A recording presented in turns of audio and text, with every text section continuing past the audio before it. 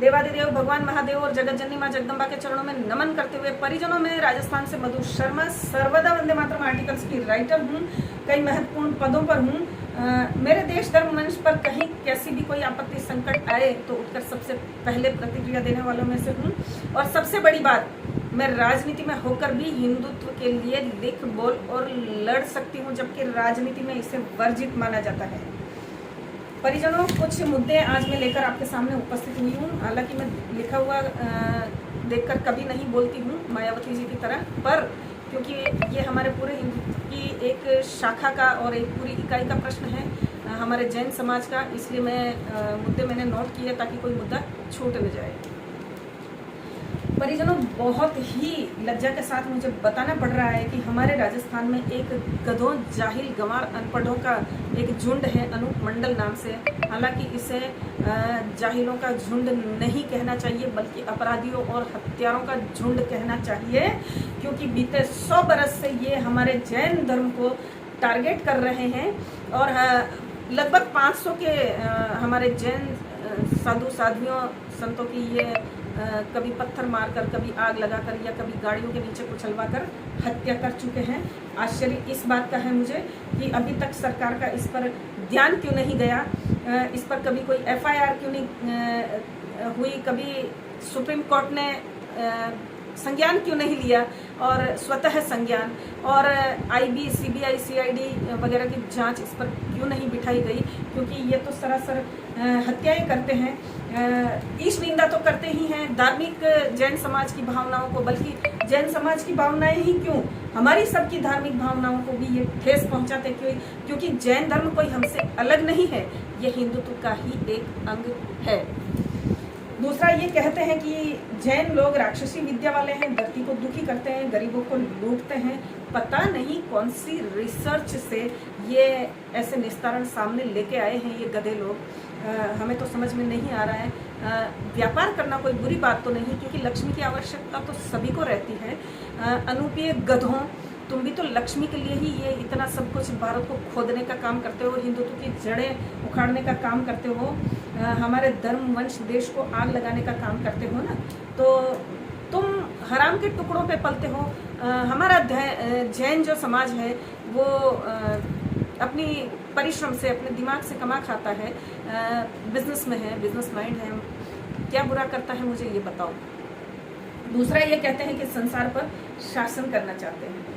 तो अनूपीय गधों, मैं तुमसे कहना चाहूँगी कि दिमाग किसी में भी हो, सबसे पहली बात दिमाग होना चाहिए, फिर वो कोई भी शासन करे, चाहे जैन करे, चाहे राजपूत करे, चाहे वैश्य करे, चाहे शूद्र करे, हमें उससे कोई आपत्ति नहीं है।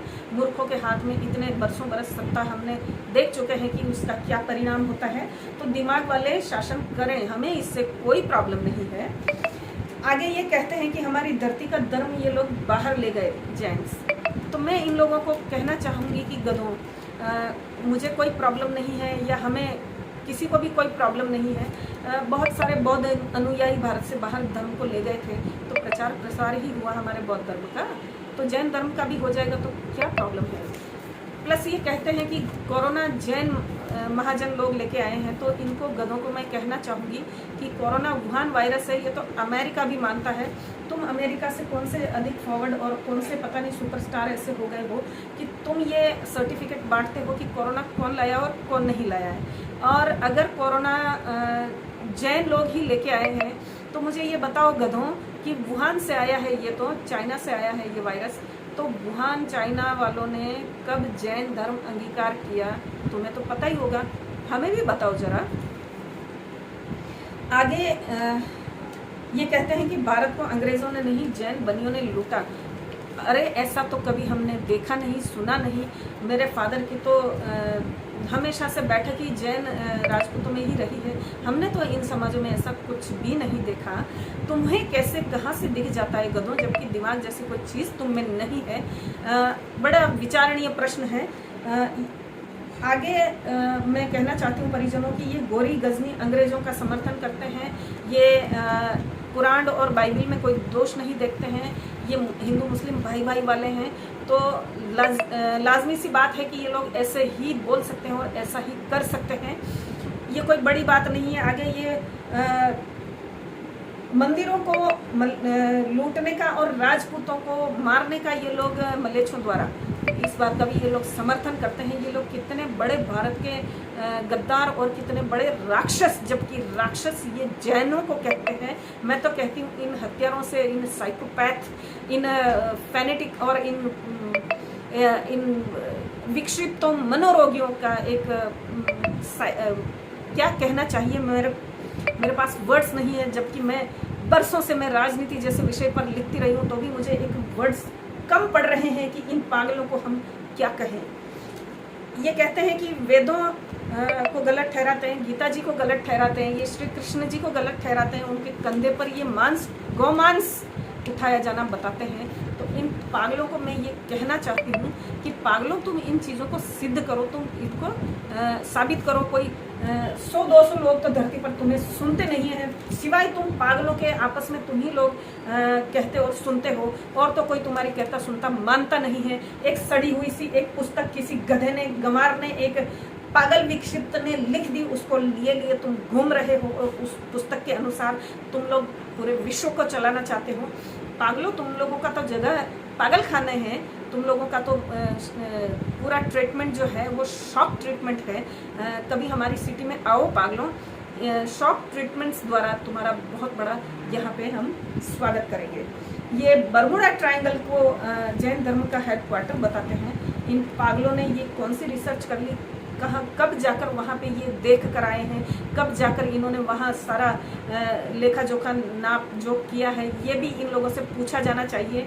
मैं सभी समाजों से हिंदुत्व के आह्वान करती हूँ ये कि जैन धर्म पर ये ऐसा कोई बुरा संकट ला रहे हैं तो हमें संपूर्ण हिंदुओं को जैन धर्म के साथ हमें खड़े होना चाहिए। जैन हमारे ही हैं, हम ही जैन हैं। समय पड़ने पर ये हम अनुपीय गधों को कह देना चाहते हैं। और गधों, अनुपियों, तुम ये बकवास बंद कर दो, वरना जगह जगह तुम लोगों पर एक्शंस लिए जाने की डिमांड होगी। जैनियों को तो करना ही करना है, ये कर भी रहे हैं, हम भी करेंगे, ज्ञापन भी देंगे। और तुम्हारे लिए जो तुमको काबू में, कंट्रोल में कर सके, नकेल जो चीज़ डाल सके वो हम करेंगे। पागलों, हमारी समाज की इकाइयों को भांडना बंद कर दो, ये भौंकना बंद कर दो, ये इस तरीके से मानसिक पीड़ा में हमारे देश धर्म वंश को मत डालो, वरना हम तुम्हारी दुर्गत करेंगे। ये मान के रखना, ये समझ जाना तुम लोग। हर हर महादेव।